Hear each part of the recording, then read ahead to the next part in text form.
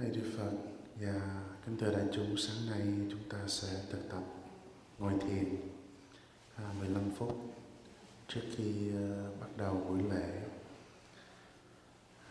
Kính mời đại chúng mình chọn cho mình một tư thế ngồi thoải mái.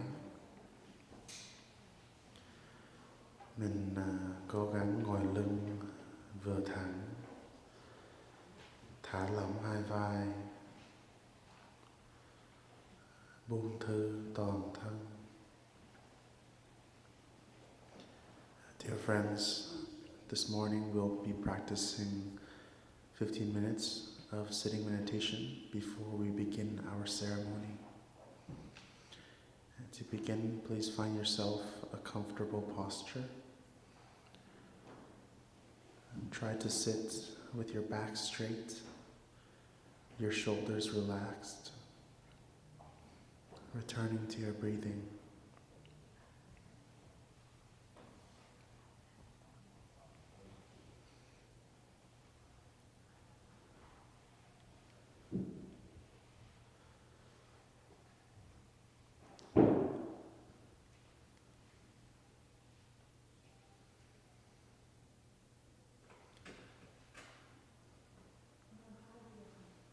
Mình có thể nhắm mắt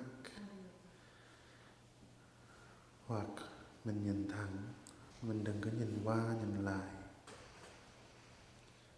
Mình trở về với hơi thở, buông thư toàn thân.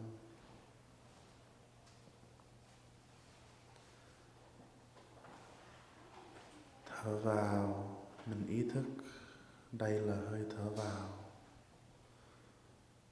Thở ra, mình ý thức đây là hơi thở ra.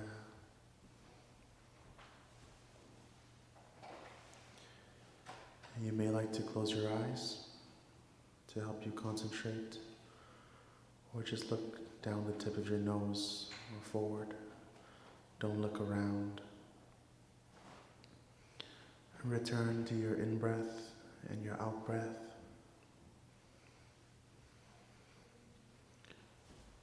Breathing in, you become fully aware of your in-breath. Breathing out, you're fully aware of your out-breath.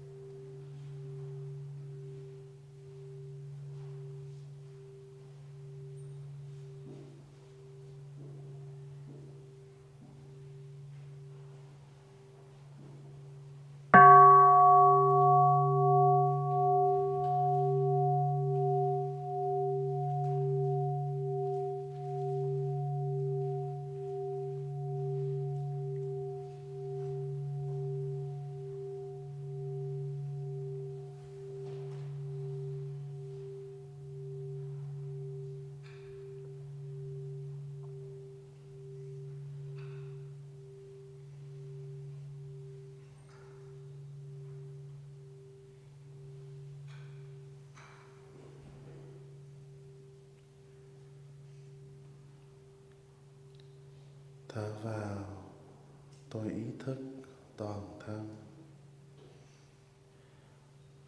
Thở ra, tôi buông thư toàn thân.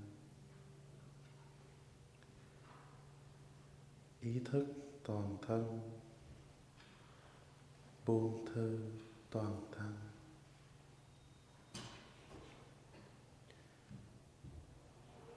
Breathing in, I'm aware of my whole body.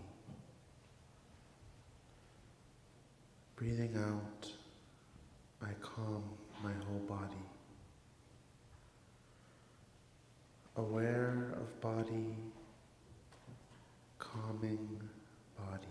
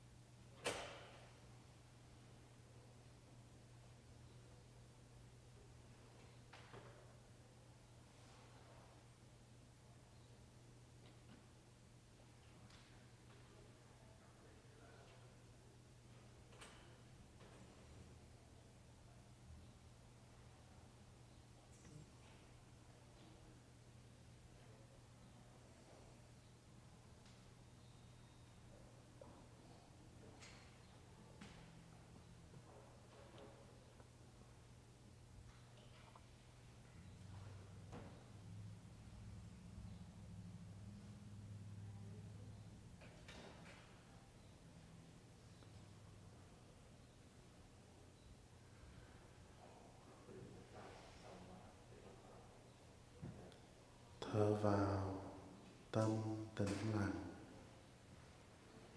Thở ra, miệng mỉm cười. Tâm tĩnh lặng, miệng mỉm cười.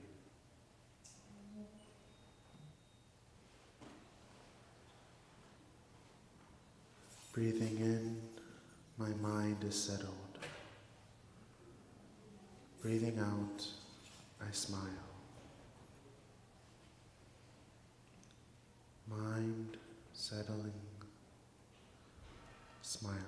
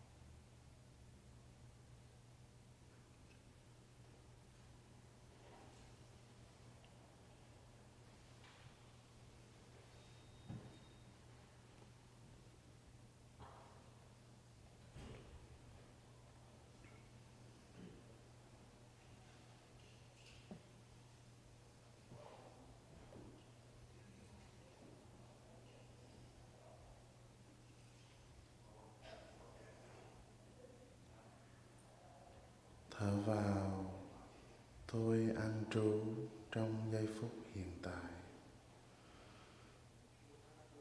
Thở ra, tôi ý thức đây là giây phút đẹp tuyệt vời. An trú trong hiện tại, giờ phút đẹp tuyệt vời.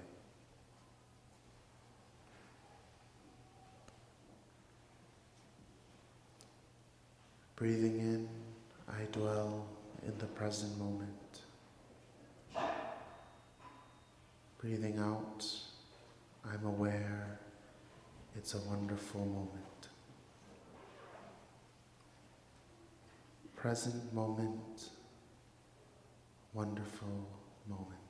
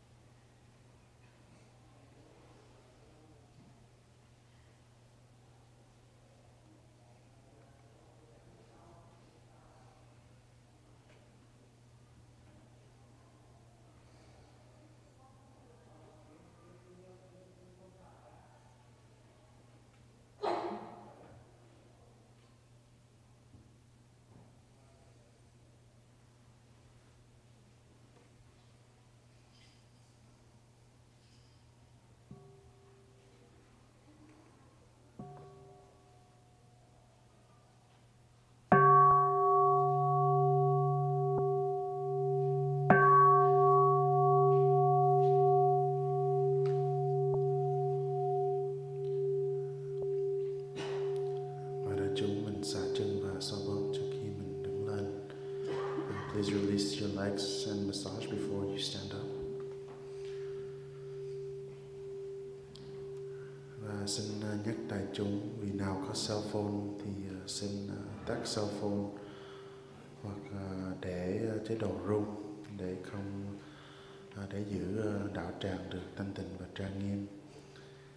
So just a reminder for those who have a cell phone to please turn off your cell phones or put them into vibrate mode as to not disturb the serenity of the ceremony this morning. Thank you.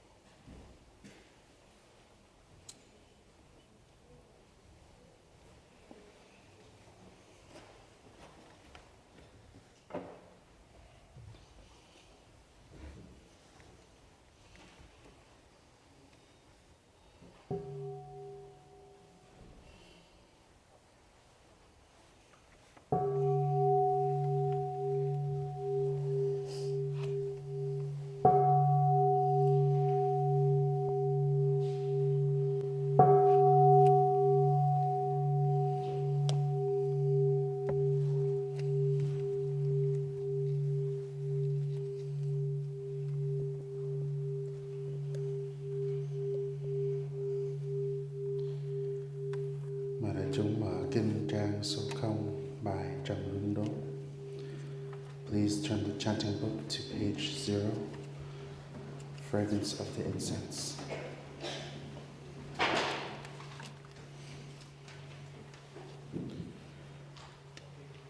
Trầm hương đông, sóng ngát mười phương, nguyện nguyện kinh đứng nghiêm từ vô lượng, cầu cầu xin chứng tâm thành chúng con, vầng vầng khói kết mây lành cúng dường, đạo nhiệm màu đã lan truyền nơi cùng nơi, nhờ chân lý chúng sanh đều thoát luân hồi,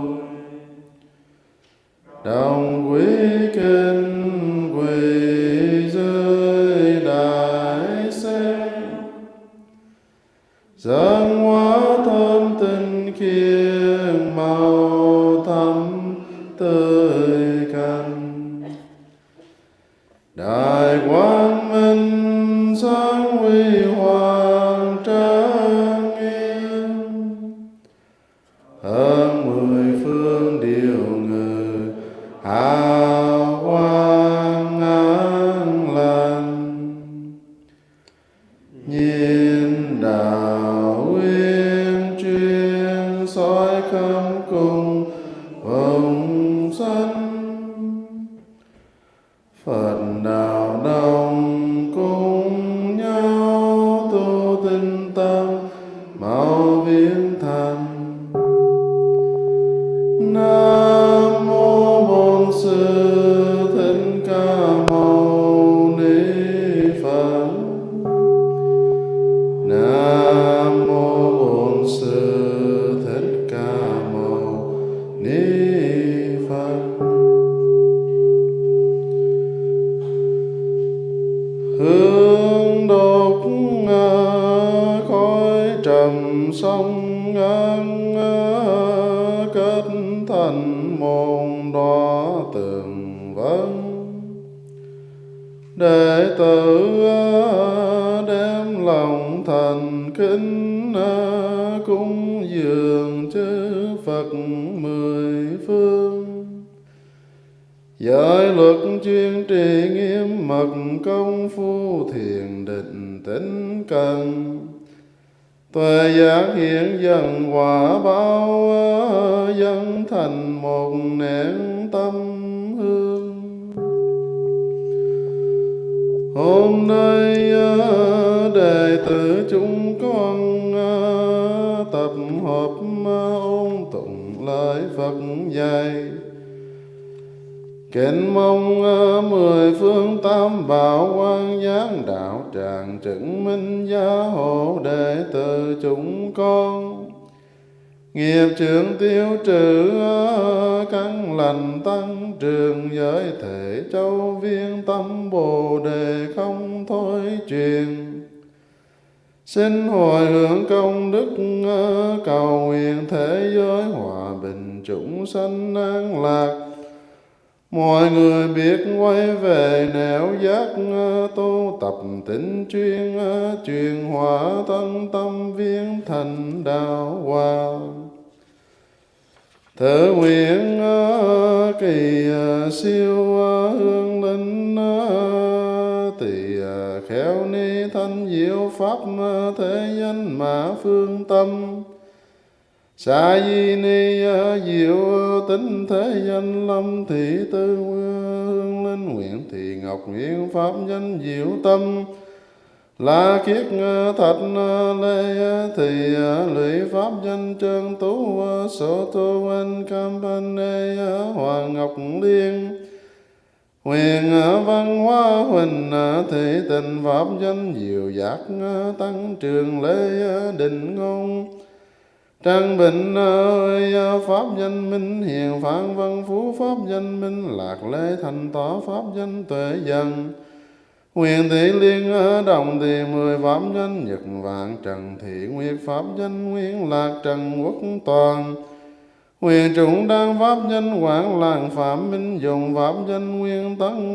Võ Thị Trang pháp danh Hạnh Kiên, Nhân Mình Khang pháp danh Đức Hiển, An Đi Tăng Nguyễn Thị Kim Tiền, Vũ Thị Yến Lan, Mã Chí Hồng pháp danh Tịnh Trí, Trần Thị Môn pháp danh Từ Tâm An, Vương Lộc Mộ Ngô Tôn Chi, Nguyễn Văn Tư pháp danh An Tình, Trần An Đi Phạm Thị Văn pháp danh Diệu Tường, Trương Văn Đông Lâm Thị Kim Phạm Thị Tình, Nguyễn Thị Bại pháp danh Diệu Linh, Bùi Quang Phong pháp danh Minh Định, Trần Tố Trân pháp danh Từ Ẩn Tình, Nguyện Thanh Tân, nguyện tất cả chư hương linh, Thứ Tự Công Đức, Tịnh Pháp Văn Kinh, Tịnh Chương Nghiệp Chương Tóc Xạ Mê Độ, Siêu Sanh Tịnh Độ.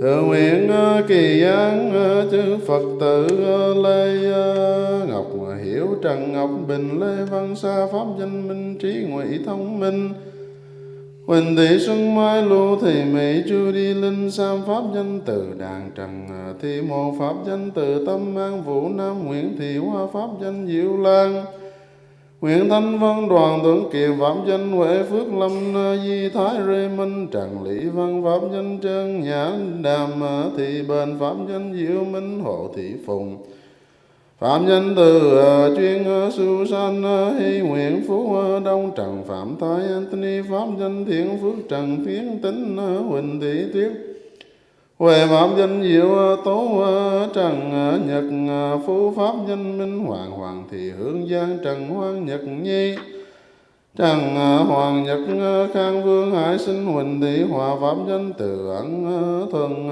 Cao Nhung Huyền Thị Kim Phượng pháp danh Tự Hòa, Lê Thị Cải Tô Phùng Hiệp, Huỳnh Văn Bảo pháp danh Tân Pháp, Nguyễn Thị Kim Phụng pháp danh Tự Hoa, Huyền Thị Xuân pháp danh Diệu Nhiên, Ngô Thị Thành, Nguyễn Văn Phước Anh, Elizabeth Peterson, Marie Petit, Quách Mộc Nhu. Nguyện tất cả chư Phật tử trường thừa Tam Bảo lực gia trì, thận tâm an lạc, bệnh tật tiêu trừ, thường được an lành, xa lìa khổ ách. Ngưỡng mong Phật trí cao vời, từ bi chứng giám. Nam mô Hương cúng dường Bồ Tát, Nam mô Chứng minh sư Bồ Tát, Nam mô Đạo Tràng Hội Thượng Phật Bồ Tát.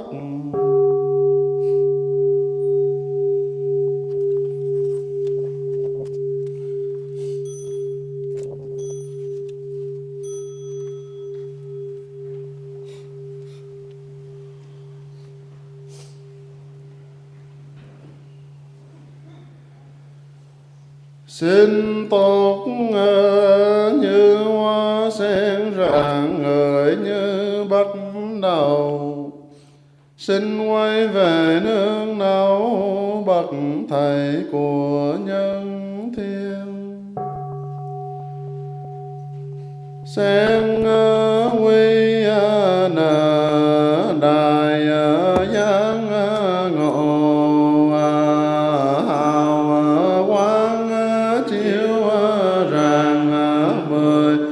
phương trí tuệ vượng tầm pháp giới, từ bi thâm nhuận non sông, vừa thầy dung nhan điều ngữ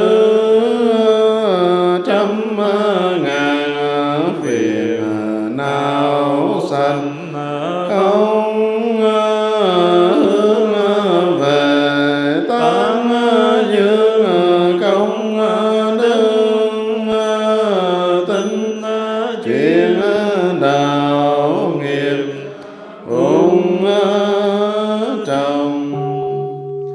nhân tâm kính lạy buồn pháp tăng thường trụ trong 10 phương.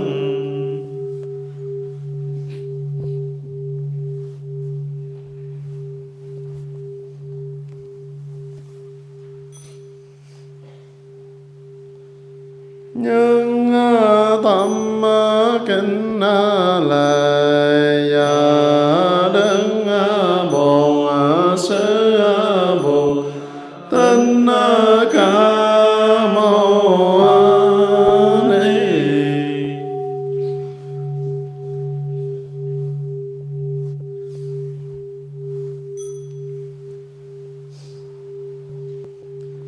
Nhưng tâm kính lạy liền về tổ sư qua các thời đại từ Tây Trung Việt Nam đến hải ngoại.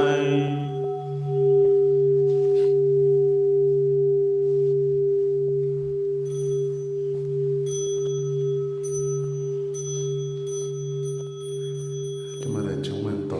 Please be seated.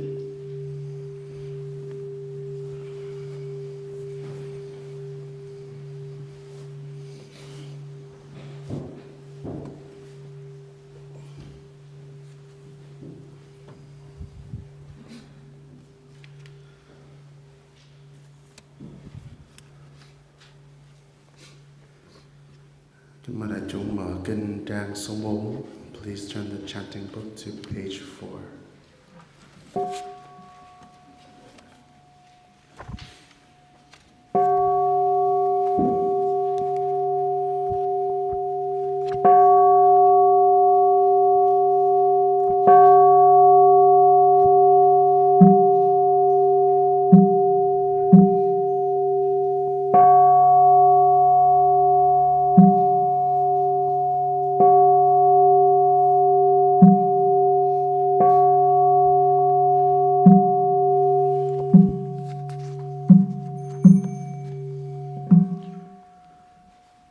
Nam mô tassa bhagavato arahato samma sambuddhassa. Nam mô tassa bhagavato arahato samma sambuddhassa.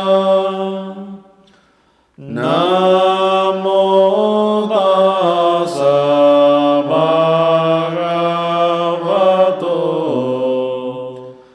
arahato samma sambuddhassa. The Dharma is deep and lovely. We now have a chance to see, study and to practice it. We vow to realize its true meaning. Nam mô Đức Bổn Sư Bụt Thích Ca Mâu Ni. Nam mô Đức Bổn Sư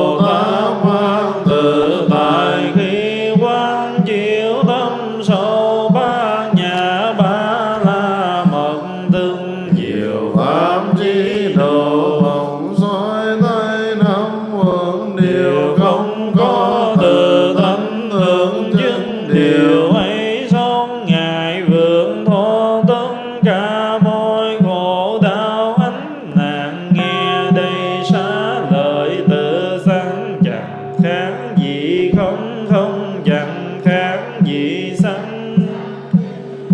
Là không không chính thường là sanh, còn lại bốn quẩn kia cũng đều như vậy cả. Xa lời tự nghe đây thể mỗi pháp đều không, không lên cũng không về, không giờ cũng không sạch, không thêm cũng không bớt, cho nên trong thanh không không có sắc thọ tưởng, cũng không có hành thương, không có nhãn nhị tỳ. Sao căn không có sắc thanh hương vị xung pháp, sáu trần không có 18 giới tự nhãn đến ý thức, không hề có vô minh, không có hết vô minh, cho đến không lão tử. Tà diễn đạo không truy cũng không đắc, vì không có sở đắc. Khi một vị Bồ Tát nương diệu pháp chí độ bát nhã ba la mật, thì tâm không chướng ngại, nên không có sợ hãi. Xa lìa mọi mộng tưởng, xa lìa mọi điên đảo, đạt niết bàn tiến tối như buộc trong ba đời. Diệu pháp chí độ bát nhã ba la mật, nên đắc vô thượng giác. Biết rằng bát nhã ba la mật là linh chú đại thần, là linh chú đại minh, là linh chú vô thượng. là linh chú tuyệt định, là chân lý bất vọng, có năng lượng tiêu trừ tất cả mọi khổ nạn. Tôi muốn tuyên ngôn thần chú Di độ bát nhã ba la mật, nói xong Đức Bồ Tát liền động thần chú rằng: ra tê ba ra tê Ma ra sam ga te bồ đề sa ga te ba ra sam ga te. Bồ đề so ga te ba ra sam ga te bồ đề so.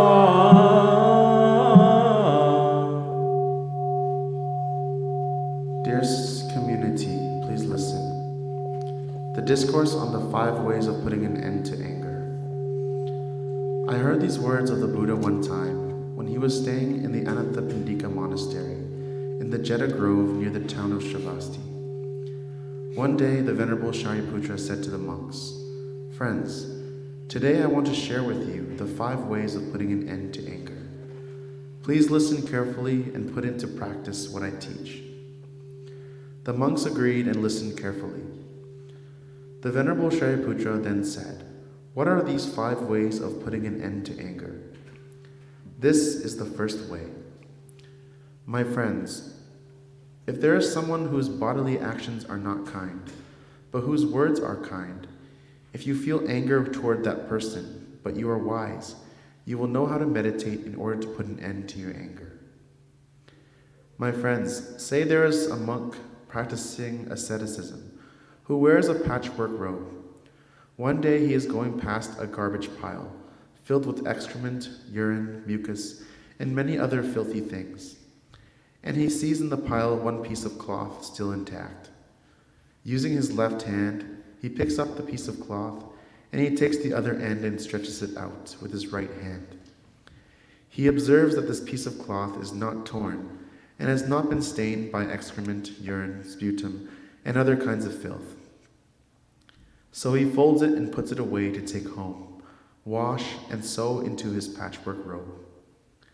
My friends, if you are wise, when someone's bodily actions are not kind, but his words are kind, you should not pay attention to his unkind bodily actions, but only be attentive to his kind words. This will help you put an end to your anger. My friends, this is the second method. If you become angry with someone whose words are not kind, but whose bodily actions are kind. If you are wise, you will know how to meditate in order to put an end to your anger. My friends, say that not far from the village there is a deep lake, and the surface of the lake is covered with algae and grass. There is someone who comes near the lake who is very thirsty, suffering greatly from the heat. He takes off his clothes, jumps into the water, and using his hands to clear away the algae and grass, enjoys bathing and drinking the cool water of the lake. It is the same, my friends, with someone whose words are not kind, but whose bodily actions are kind. Do not pay attention to that person's words, only be attentive to their bodily actions, in order to be able to put an end to your anger. Someone who is wise should practice in this way. Here is the third method, my friends. If there is someone whose bodily actions and words are not kind, but who still has little kindness in his heart, if you feel anger towards that person and you are wise, you will know how to meditate in order to put an end to your anger. My friends, say there is someone going to a crossroads. She is weak, thirsty, poor, hot, deprived, and filled with sorrow. When she arrives at the crossroads, she sees a buffalo's footprint with a little stagnant rainwater in it.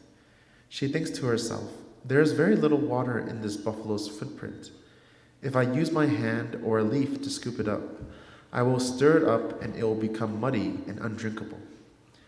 Therefore, I will have to kneel down with my arms and knees on the earth, put my lips right to the water, and drink it directly. Straight away, she does just that. My friends, when you see someone whose bodily actions and words are not kind, but where there is still a little kindness in her heart, do not pay attention to her actions and words, but to the little kindness that is in her heart, so that you may put an end to your anger. Someone who is wise should practice in that way. This is the fourth method, my friends. If there is someone whose words and bodily actions are not kind, and in whose heart there is nothing that can be called kindness, if you are angry with that person and you are wise, you will know how to meditate in order to put an end to your anger. My friends, suppose that there is someone on a long journey who falls sick. He is alone, completely exhausted, and not near any village. He falls into despair, knowing that he will die before completing his journey. If at that point someone comes along and sees this man's situation, she immediately takes the man's hand and leads him to the next village, where she takes care of him, treats his illness, and makes sure he has everything he needs by way of clothes, medicine, and food. Because of this compassion and loving kindness, the man's life is saved. Just so, my friends, when you see someone whose words and bodily actions are not kind, and in whose heart there is nothing that can be called kindness, give rise to this thought.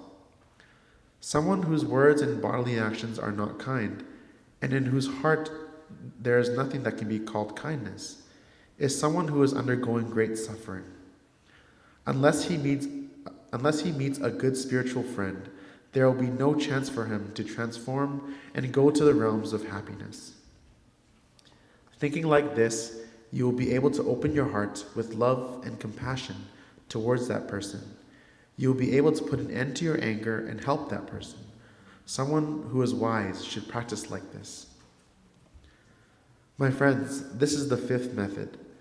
If there is someone whose bodily actions are kind, whose words are kind, and whose mind is also kind, if you are angry with that person and you are wise, you will know how to meditate in order to put an end to your anger. My friends, suppose there is not far from the village, there is a very beautiful lake. The water in the lake is clear and sweet, the bed of the lake is even, and the banks of the lake are lush with green grass, and all around the lake beautiful fresh trees give shade. Someone who is thirsty, suffering from heat, whose body is covered in sweat, comes to the lake, takes off his clothes, leaves them on the shore, and jumps down into the water, and finds great comfort and enjoyment in drinking and bathing in the pure water. His heat, thirst, and suffering disappear immediately. In the same way, my friends, when you see someone whose bodily actions are kind, whose words are kind, and whose mind is also kind, give your attention to all his kindness of body, speech, and mind, and do not allow anger or jealousy to overwhelm you. If you do not know how to live happily with someone who is as fresh as that, you cannot be called someone who has wisdom. My dear friends, I have shared with you the 5 ways of putting an end to anger. When the monks heard the Venerable Shariputra's words, they were very happy to receive them and put them into practice.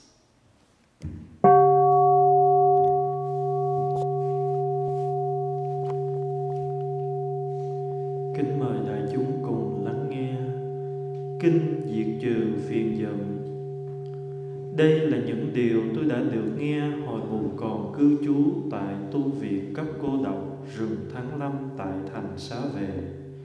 Hôm ấy Tôn giả Xá Lợi Phất nói với các vị khất sĩ: Này các bạn đồng tu, hôm nay tôi muốn chia sẻ với quý vị về 5 phương pháp diệt trừ phiền giận.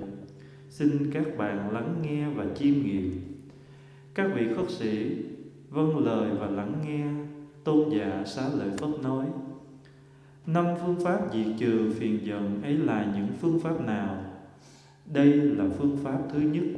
Này các bạn, nếu có một ai đó mà hành động không dễ thương, nhưng lời nói lại dễ thương, thì nếu là kẻ trí mà mình lại sinh tâm phiền giận người đó, thì mình phải nên biết cách quán chiếu để trừ bỏ phiền giận ấy đi. Này các bạn tu, ví dụ có một vị khất sĩ tu theo hạnh A Lan Nhã, ưa mặc y phấn tạo. Một hôm đi qua một đống rác bẩn, có phân, nước tiểu, nước mủ và các thứ dơ giấy khác. Trông thấy một tấm vải còn lành lặn, vị ấy dùng tay trái cầm miếng vải lên và lấy tay phải căng nó ra. Thấy miếng vải chưa bị rách thủng mà cũng không bị phân, nước tiểu, nước mủ và các thứ dơ bẩn khác dính vào, vị ấy liền xếp miếng vải lại, cất lấy đem về nhà để giặt sạch và may chung với các tấm vải khác để làm y phấn tạo. Cũng như thế, này các bạn tu, khi có một người mà hành động không dễ thương nhưng lời nói còn dễ thương, thì ta hãy đừng để tâm ý tới hành động của người ấy, mà chỉ nên chú ý tới lời nói dễ thương của người ấy để có thể dứt trừ sự phiền giận của mình. Người có chí phải nên thực tập như vậy. Đây là phương pháp thứ hai. Này các bạn, nếu có một ai đó mà lời nói không dễ thương nhưng hành động lại dễ thương, thì nếu là kẻ trí mà mình lại sinh tâm phiền giận người đó, thì mình phải nên biết cách quán chiếu để trừ bỏ phiền giận ấy đi. Này các bạn tu, ví dụ như cách thôn xóm không xa có một hồ nước sâu, nhưng mặt nước lại bị rêu cỏ che lấp. Lúc bấy giờ có một người đi tới gần hồ, tự thân đang bị sự đói khát và nóng bức hành hạ. Người ấy cởi áo để trên bờ hồ, nhảy xuống, dùng 2 cánh tay khoác rêu cỏ ra và khoan khoái mặc tình tắm rửa và uống nước mát dưới hồ. Cũng như thế, này các bạn tu, khi có một người mà lời nói không dễ thương nhưng hành động lại dễ thương, thì ta hãy đừng để tâm nghĩ tới lời nói của người ấy, mà chỉ nên chú ý tới hành động dễ thương của người ấy thôi, để có thể dứt trừ sự phiền giận của mình. Người có chí phải nên thực tập như vậy. Đây là phương pháp thứ ba. Này các bạn, nếu có một ai đó mà hành động không dễ thương, lời nói không dễ thương, nhưng trong tâm vẫn còn có chút dễ thương, thì nếu là kẻ trí mà mình lại sinh tâm phiền giận người đó, thì mình phải nên tìm cách quán chiếu để trừ bỏ phiền giận ấy đi. Này các bạn tu, ví dụ có một người đi tới một ngã tư kia, kiệt sức, khát nước, thiếu thốn, nóng bức và phiền muộn. Tại ngã tư ấy có một vết chân châu, trong ấy còn đọng lại một ít nước mưa. Vị này nghĩ, mặc dù nước trong vết chân châu ở ngã tư đường này rất ít, nhưng nếu ta dùng tay hay lá cây để lấy thì rất có thể ta sẽ khuấy cho nó đục ngầu lên và sẽ không uống được. Do đó sẽ không thể trừ bỏ được sự khát nước, thiếu thốn, nóng bức và phiền muộn trong ta. Vậy ta hãy quỳ xuống, tay và đầu gối áp sát đất, dùng miệng mà uống nước trực tiếp. Người ấy liền quỳ dài xuống, tay và đầu gối áp sát đất, đưa miệng vào vết chân châu mà uống.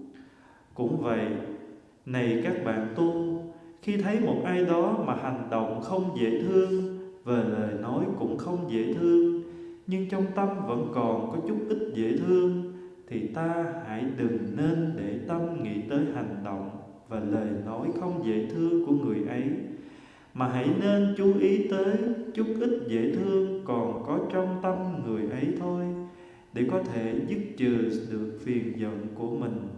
Người có trí phải nên thực tập như vậy. Đây là phương pháp thứ tư. Này các bạn, nếu có một ai đó mà hành động không dễ thương, lời nói không dễ thương, mà trong tâm cũng không còn lại một chút ít gì gọi là dễ thương, thì nếu là kẻ trí mà mình lại sinh tâm phiền giận kẻ đó, thì mình phải nên tìm cách quán chiếu để trừ bỏ phiền giận ấy đi. Này các bạn tu, ví dụ có một kẻ đi xa được nửa con đường dài thì bị bệnh, khốn khổ, héo hắt, cô độc, không bạn đồng hành. Thôn xóm phía sau đã lìa bỏ lâu rồi, mà thôn xóm phía trước cũng còn cách đó rất xa. Kẻ ấy đang lâm vào tình trạng tuyệt vọng, biết mình sẽ chết ở dọc đường. Trong lúc ấy, có một người khác đi tới, thấy được tình trạng này liền ra tay cứu giúp. Người ấy dìu kẻ kia đi tới được thôn ấp phía trước, chăm sóc, chữa trị và chu toàn cả về thuốc thang lẫn thực phẩm. Nhờ sự giúp đỡ ấy mà kẻ kia thoát nạn. Sở dĩ kẻ kia thoát nạn là nhờ ở lòng thương xót và lân mẫn của người này. Cũng như thế, này các bạn tu, khi thấy một ai đó mà hành động không dễ thương, lời nói không dễ thương, mà trong tâm cũng không còn lại chút ít gì có thể gọi là dễ thương hết, thì ta hãy phát khởi tâm niệm này.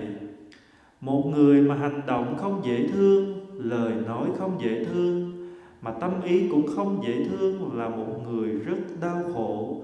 Người này chắc chắn đang đi về nẻo đường xấu ác cực kỳ.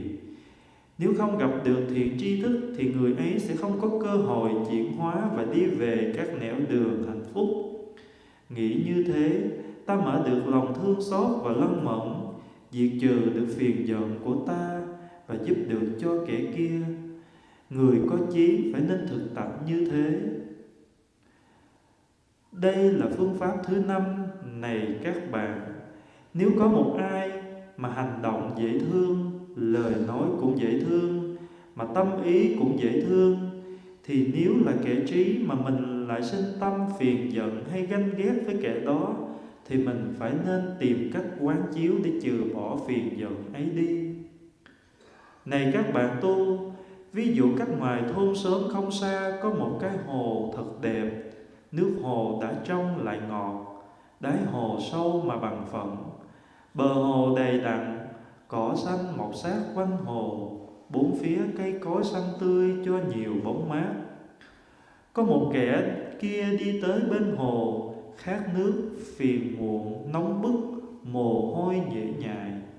Người ấy cởi áo để trên bờ hồ, nhảy xuống khoan khoái mặc tình tắm rửa và uống nước.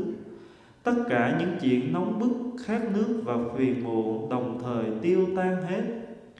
Cũng vậy, này các bạn tu, khi thấy một người mà hành động dễ thương, lời nói dễ thương, mà tâm ý cũng dễ thương, thì ta hãy nên nhận diện tất cả những dễ thương của người ấy về cả ba mặt thân, khẩu và ý, mà đừng để sự phiền giận hoặc ganh ghét xâm chiếm ta. Nếu không biết sống hạnh phúc với một người tươi mát như thế, thì mình thật không phải là một người có trí tuệ. Này các bạn tu, tôi đã chia sẻ với quý vị về 5 phương pháp dứt trừ phiền giận. Sau khi nghe tôn giả Xá Lợi Phất nói, các vị khất sĩ vui mừng tiếp nhận và hành trì theo. Mời đại chúng mở kinh trang số 10.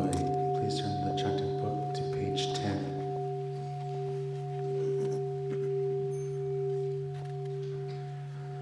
trang nghiêm đài sen ngự tòa đại hùng tứ phụ thích ca đệ tử lắng lòng thanh tịnh bản tay chấm thành liên hoa cung kính hướng về điều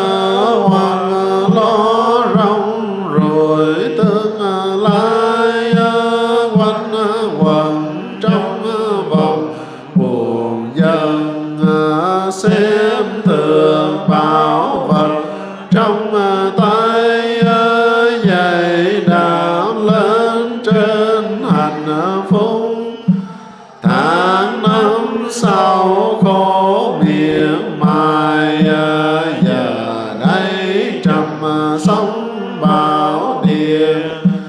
Con Nguyện sám hối đổi thay, đệ tử tâm thành quy ngưỡng. về chư 40 Phương cùng với các vị Bồ Tát thanh văn duyên giác, thanh hiền chi thành cầu. xin Sám hối bao nhiêu lầm lỡ triền miên, xin lấy cam lộ tinh tùy tưới lên dập tắt não phiền. xin lấy con thuyền chánh pháp đưa con Vượt nẻo oan khiên, xin nguyện sống đời tịnh thất hồng. Đạo lý chân truyền từng tầm nụ cười hơi thở. sống đời chánh niệm Tự chuyên đệ tử xin nguyện trở lại sống trong hiện tại nhiệm màu. Vườn tâm hà dòng tôn vun trồng hiểu biển thương yêu xin nguyện học Phẻ quan chiêu tâm nhìn tâm hiểu thần sâu. Thấy được tự tánh các pháp thoát ngoài sanh tự trần. lao nguyện học Nói lời ai ngờ thương yêu chăm sóc sớm chiều. Đem nguồn vui tới mọi nẻo, giúp người với nỗi sầu đau đền đáp không ơn cha mẹ, ơn thầy nghĩa bạn dạy sâu. Tinh thần tâm hương một nén, đại sen con nguyện hồi đầu. Nguyện đến từ bi che chở trên con đường đạo nhiệm màu. Nguyện xin chuyên cần tu tập vuông tròn đạo quả về sau. Đại chúng mở kinh trang số 22. Please turn the chanting book to page 22.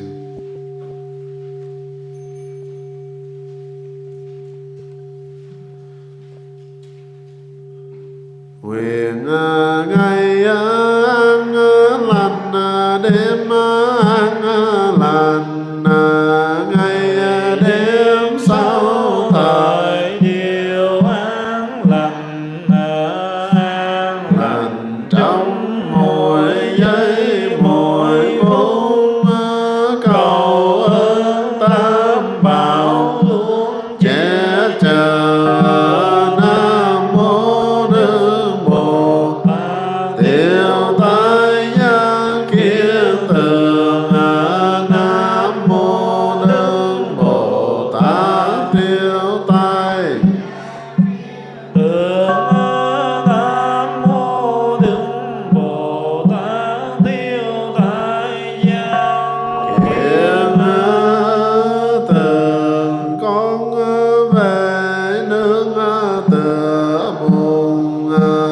Người đưa đường trì lối cho con trong cuộc đời.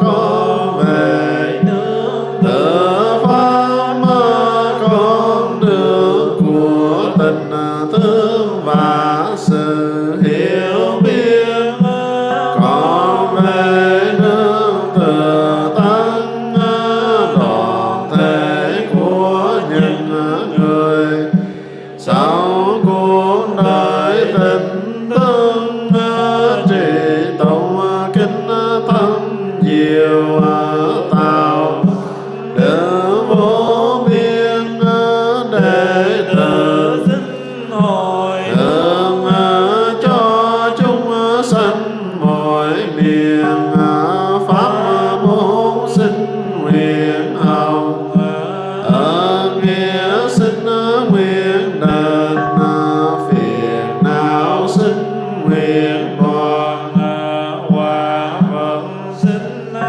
chân nâng. Và đại chúng xả chân trước khi mình đứng lên. Please release your legs before you stand up.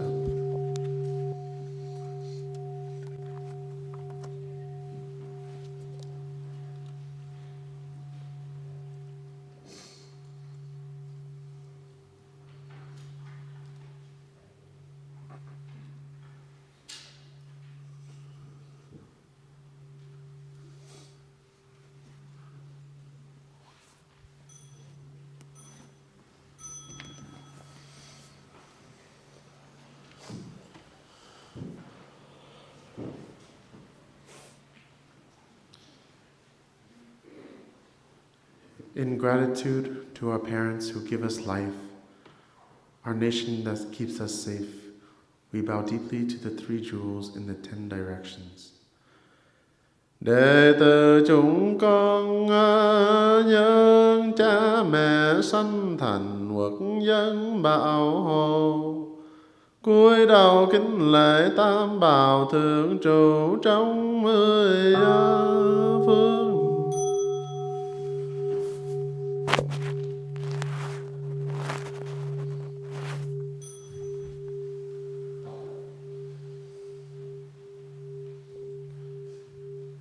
In gratitude to our ancestors, teachers, and friends who support us on our path, we bow deeply to the three jewels in the 10 directions. Đệ tử chúng con nhân sư trường giáo huấn liệt vì tịnh thi đàn na, cúi đầu kính lễ tam bảo thượng trụ trong 10 phương.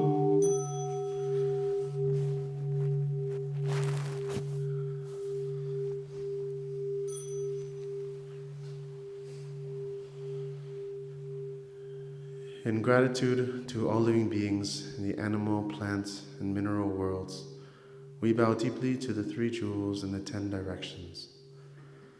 Đệ tử chúng con nhân mọi loài chúng sanh cây cỏ đất đa, cúi đầu kính lễ tam bảo thượng trụ trong 10 phương.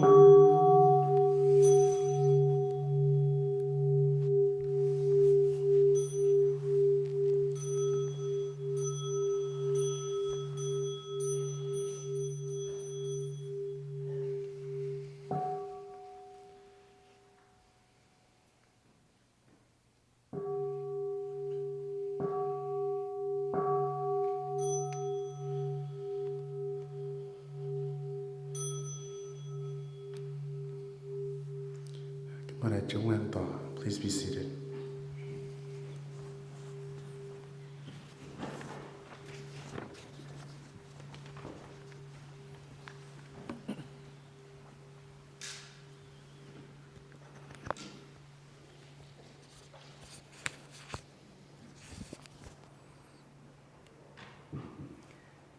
Dạ, Nam Mô Bổn Sư Thích Ca Mâu Ni Phật. Kính bạch Thầy, kính thưa toàn thể đại chúng.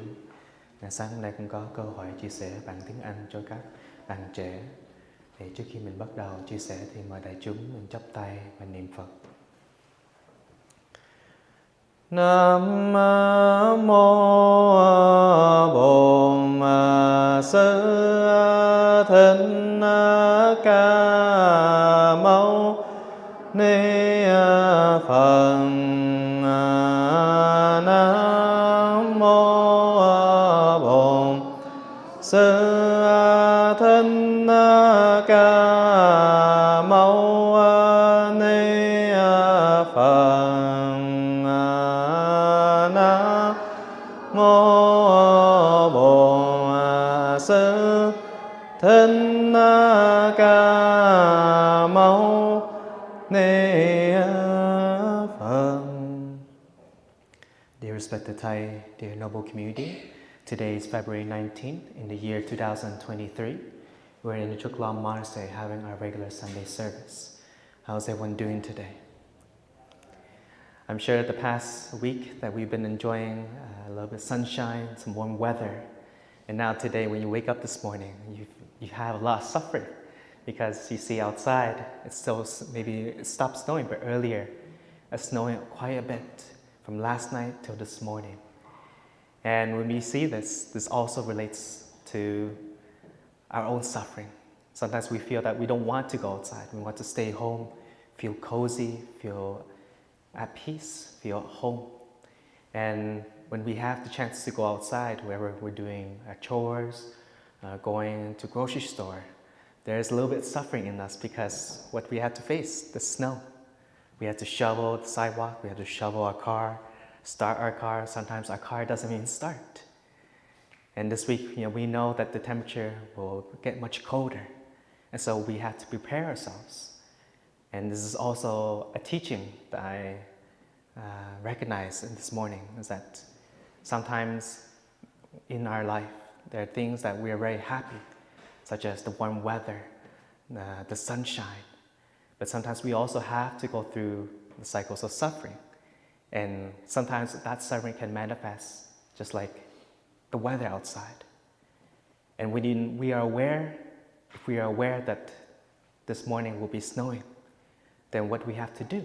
We have to wear a jacket, wear extra layers.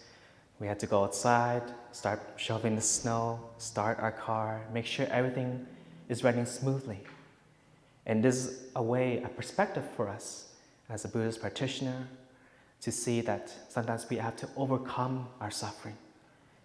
And if we choose to not to face that suffering, we let that suffering get the best of us, then we don't know how to treat that suffering. We don't know how to overcome that suffering.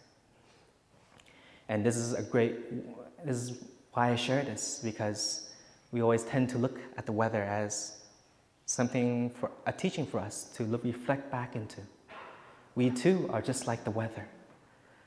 Sometimes we are very happy, sometimes we are very sad, very down. But sometimes we also have to look at ourselves. Why are we down? Why are we so happy, so excited? What are the things that we have to prepare in order to face ourselves, these emotions? And this is an introduction to the fourth of the 14 mindfulness trainings that we've been following in the past few months.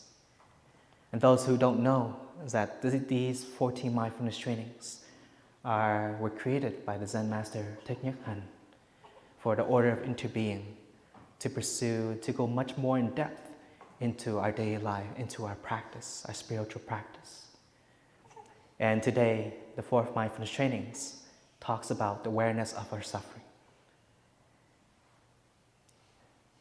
Aware that looking deeply at the nature of suffering can help us develop understanding and compassion. We are determined to come home to ourselves, to recognize, accept, embrace, and listen to our own suffering with the energy of mindfulness.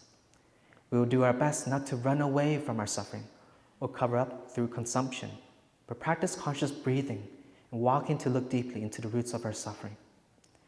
We know we can realize the path leading to the transformation of suffering only when we understand deeply the roots of suffering. Once we have understood our own suffering, we will be able to understand the suffering of others. We are committed to finding ways, including personal contact, using telephone, electronic, audiovisual, and other means to be with those who suffer, so we can help them transform the suffering into compassion, peace, and joy. When we hear the term suffering, we know already what the word suffering means. Something that makes us very unhappy, something that affects our life in a negative way. We have heard this word many times, and we've also heard it from the first teaching from the Buddha gave. And what is that first teaching? That first teaching that he gave to his fellow community was the Four Noble Truths. And what are these Four Noble Truths? That is, the first is there is suffering in our life. Life is suffering. The second, extreme cravings is the reason for our suffering. We can call this the causes of suffering. The third, there is a way to diminish our suffering. There is the end of suffering. And finally, the fourth is the Noble Eightfold Path is the way to end our suffering. And that is the path to end our suffering. So as practitioners, those of you may have heard this many times, and you've also read this in the sutras, in the teachings. And because this fourth mindfulness training relates to the Four Noble Truths, I wanted to share much more in depth about it and to deepen our practice in today's sharing. When we look into the Four Noble Truths, we see life is suffering, the causes of suffering, the end of suffering, and the path to end suffering. It is another way for us to look as just like a doctor, a physician. He or she makes a diagnosis of an illness. He or she explains the cause of illness, and they express that there may be a cure for the illness, and they provide the treatment for the illness. That is also very true. As a Buddhist practitioner, or even a practitioner, when we look with the eyes through our suffering, we see that our suffering may be caused due to something that's traumatic, maybe an incident, a relationship, a disconnection, etc.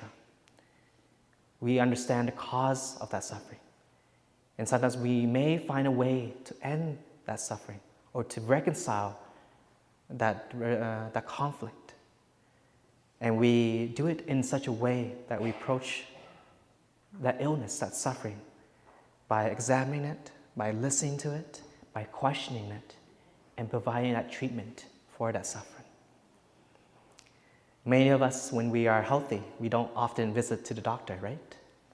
Until when we develop a sickness, we start to get sick, we start to feel ill, feel weak, we have uncomfortable symptoms. Then we go visit to the doctor. And maybe some of us, when we are in our prime, we're at the tip of the best part of our life, enjoying our life. And when something happens to us, our life goes down in shambles, sometimes goes down slowly. And we often tend to seek for some advice. We tend to seek to religion. We tend to seek spirituality to help fix our emotions, our state of life. And we need a certain direction that we often tend to go to. And when we look at the first noble truth, that life is suffering, that how we see life is suffering, when we think like this, we can divide it into two groups, physical and mental. When we look at the physical body, we see that birth, death, old age, and sickness contribute to the suffering of our life. When we are born, we are part of the world. And as we grow up, we go through countless changes, from a child to an adolescent, to a young adult, to an elder, to a senior. And in that progress, we often go through moments of when we are sick. We feel that when we are sick, we start to have a runny nose, we start to cough, we start to feel weak, and we aren't able to function 100% of our capacity. And there are times in our daily life where we've been through that. We've gone through sickness. And as we get older, we also tend to get our health starts to decline. Our bodily functions start to become very slow, very weak. We can also see that in our parents, in our grandparents. We can see that they're growing gray hair, they're getting the wrinkles, and they sometimes have to walk with a walker or a cane, or they may ask you to hold them as they walk. And so we see that that is also a part of suffering. And when we die, we also lose our life. We lose the wonders of being able to taste the food, to be able to see our loved ones, to even see what the future holds. But we cannot live for a very long time. And that is because we have to also see and understand the laws and the permanence. Nothing can stay forever. Everything has to change, and soon things will also have to go away or die. And that also, it may sound very negative, but it's also a way for us to remind ourselves to live our life in such a way that we live and enjoy each and every moment, that we are still alive, that we are still with our family, that we are still with our friends.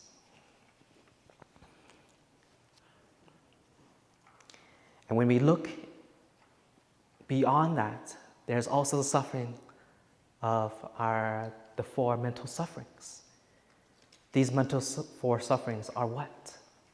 The first is being near to people who we dislike, being distant from our loved ones, not being able to have what we want, and being fixated or attached to our five aggregates.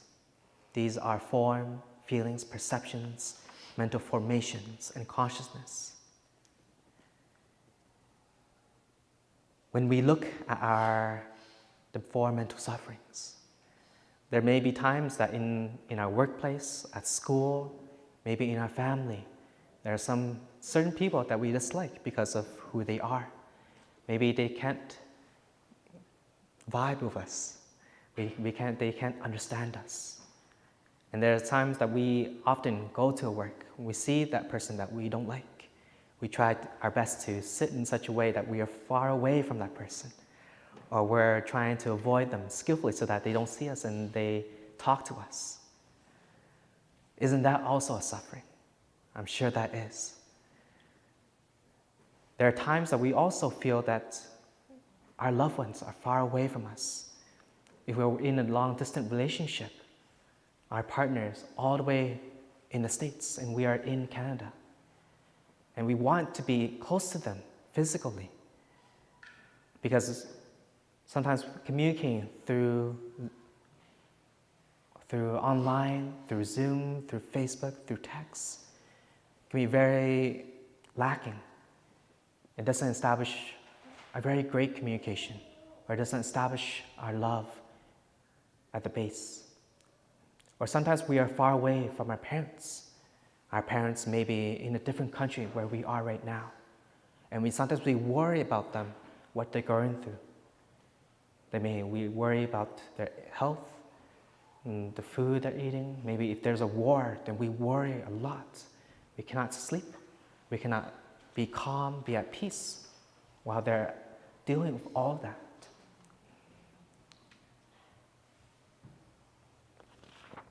And as well, sometimes we also are attached to or fixated to the five aggregates. For example, when we look at the form, we look at our image, the beauty of ourselves.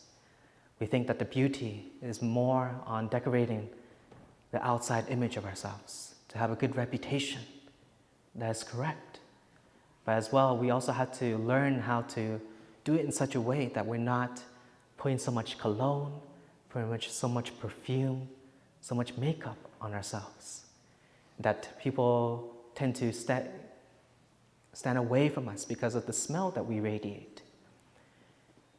So if we look much more deeper, much more insight into the four mental sufferings, we can be fixated, we can be attached to any of these four. And sometimes we are dealing with these four every single day because we're in contact with them. I'm sure that we see someone that we love, or we get in contact with someone that we love, but they're very far away. Someone who we dislike is someone who is very near to us, or maybe sitting next to us, maybe standing next to us. And sometimes there are moments that when we go shopping, we see at the window there's something very lovely, a very beautiful jacket, a purse, that sweater, that t-shirt looks very, mesmerizing. But we see the price is very expensive for us to purchase. And we constantly want to have that shirt. We want to have that merchandise so that we feel fulfilled, we feel happy. But when we don't have the means to purchase it, sometimes we feel very sad, we feel frustrated. We do whatever we can to get what we want. But sometimes when you get what you want, you don't feel satisfied at all. And that sometimes we are running to fill that void in us, filling that gap inside of us. We tend to look somewhere outside to fill our happiness, but never the times that we never look inside of ourselves and to be able to generate the happiness that we already have. When we look at our body, we can be very happy enough that we have our eyes to see, we have our tongue to taste the food, we have our nose to smell the fragrances, we have our hands, our feet to touch, to feel the fabric, to feel all things around us. Isn't that a great happiness? But sometimes we live in a world that we are driven by desires, we're driven by wishes. That is also fine as well. But we also have to consider the fact that sometimes we have to moderate ourselves. Sometimes we get very excited because of merchandise or something that just came out and you want to be the first one to get it, to prove to everyone, I'm the first. But sooner or later, many other people get the same thing, and they also can call themselves there first as well. When we go into the second noble truth, that is the cause of suffering. The causes of suffering can relate to our cravings, from money, from fame, from sex, from power, oversleeping, overeating.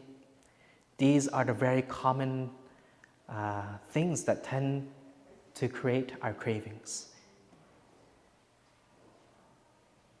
We are aware that these things are very normal to us.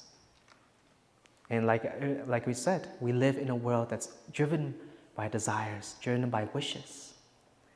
And sometimes we cannot extinguish this.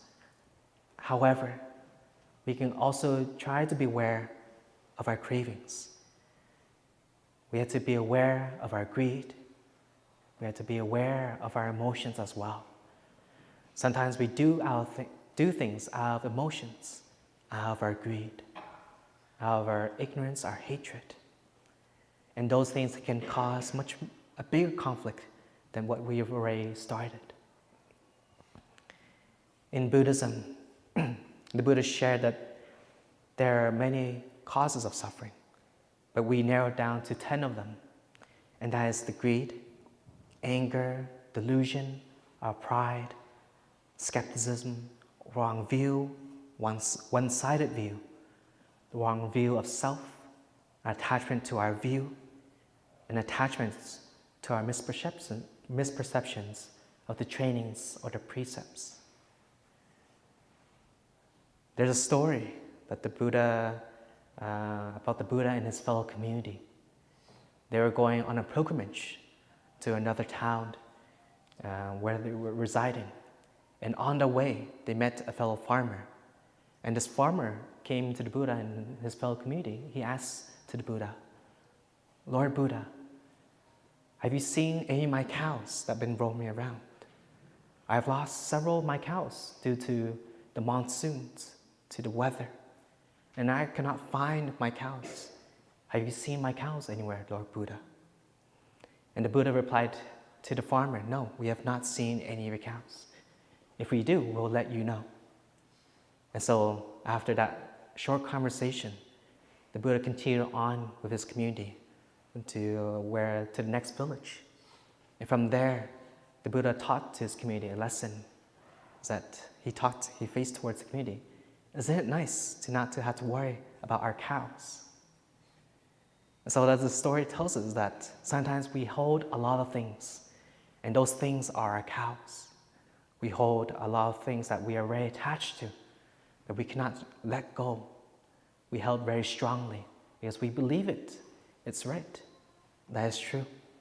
There are some things that we can hold on to, but there are some things that we're holding that are very unnecessary, that we don't need to hold on to for a long time.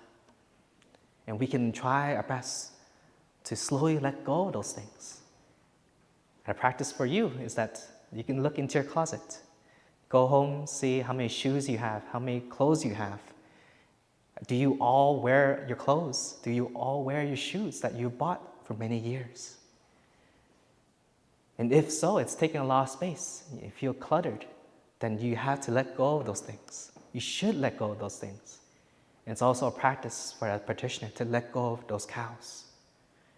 When we are able to let go of a material object, we can also look inside of us to see what we let go of. Whether there be our wrong view, a one-sided view, or wrong attachments, etc. The key is to recognize our Buddha nature.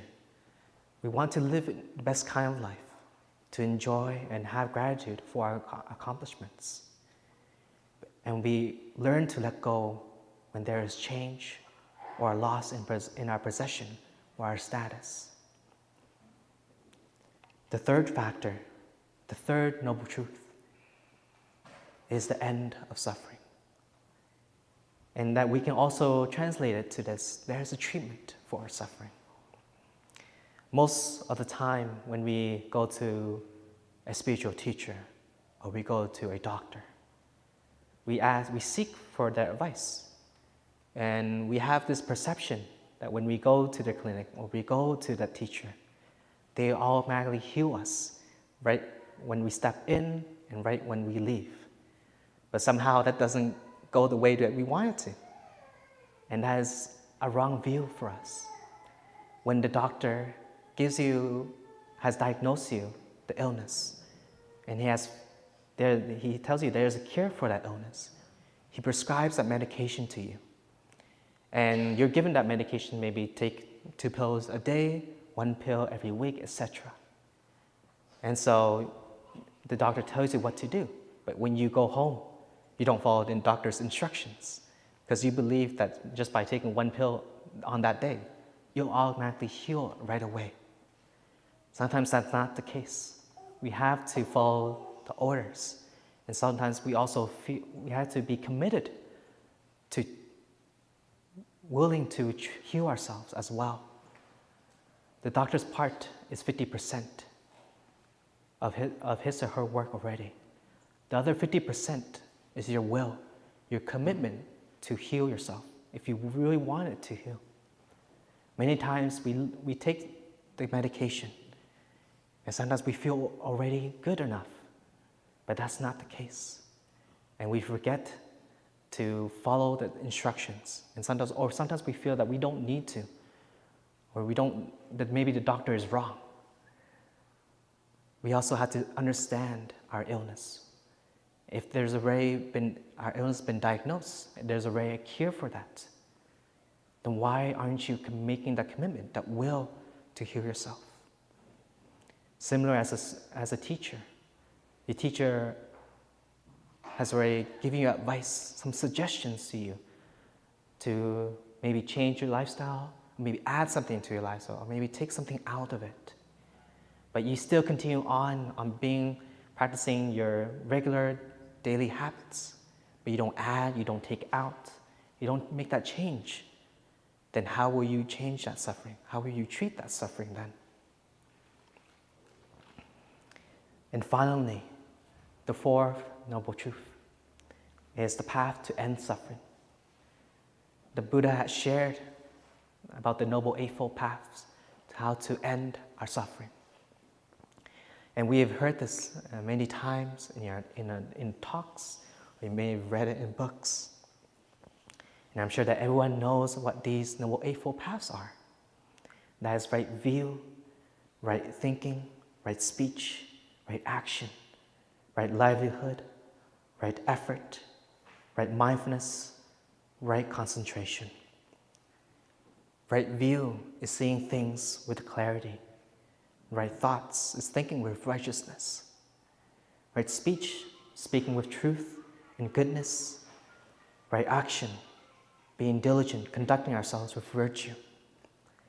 The right livelihood is to work with integrity in our vocation and role in life. The right effort is the diligence and wholehearted effort to achieve that set goal that we want to achieve. The right mindfulness is the continuation of practicing awareness of our thoughts, of our speech, and our actions. And the right concentration is the ability to attain a meditative focus. So these Four Noble Truths relate to our suffering. These Noble Truths are very true because the word noble is in there. And what the Buddha shared is also very related to our daily life. When we hear these Four Noble Truths, we have the idea already that the life is very suffering already. Might as well just end it. That is not what the Buddha wanted you to understand and to learn about that. But it's to look in such a way through the eyes of insight that life is suffering. But how you take on that suffering depends on you. There are many of us, we have the treatment already. We have the tools that we need to overcome, to deal with that suffering.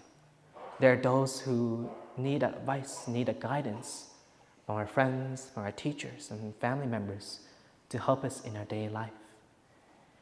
And sometimes when we are aware of ourselves, being aware of what's happening around us, what's happening inside of us. We are our own teacher as well. We are also a student as well. And that is what the Buddha wanted us to practice, to see into one's own nature and to become a Buddha. The Buddha is not just by sitting quietly, but the Buddha can be manifested through as a human being, through maybe washing the dishes, being that close friend that they need the most, being a good brother, a sister, a father, or mother.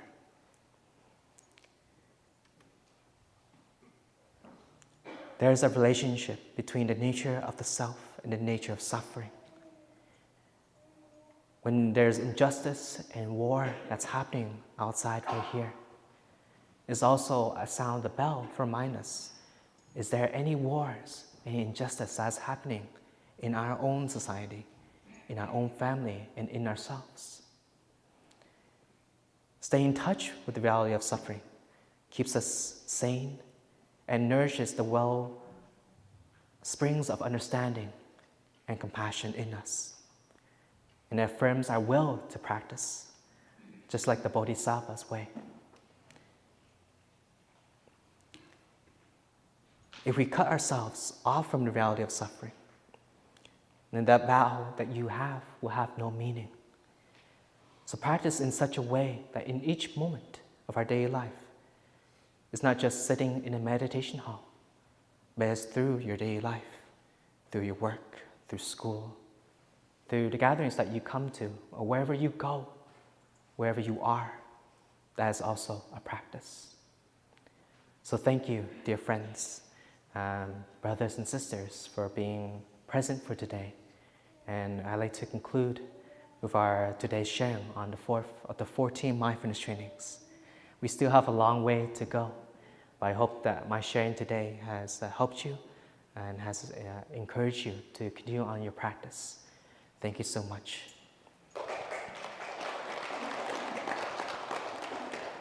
So dear friends, after this we'll have our ancestors' offering. For those who have the offering today, please stay back and we'll receive the offering.